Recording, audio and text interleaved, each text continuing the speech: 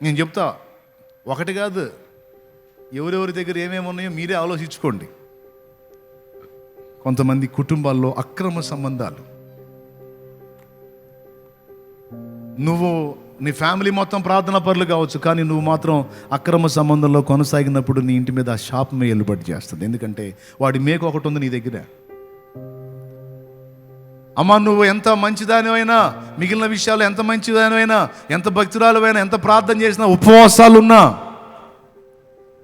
ఆ మేకుని పీక్ అవతల పడేయకపోతే, ఏది అక్రమ సంబంధం అనే మేకుని బలవంతంగా తెంచి అవతల పడేయకపోతే, నీ దీవెనలు కూడా శాపాలుగా మారిపోతుంటాయి. మొహమాటం లేకుండా చెప్తున్నాను నేను. తొలగించాలి, నిర్దాక్షిణ్యంగా వాటిని విసిరి అవతల కొట్టాలి.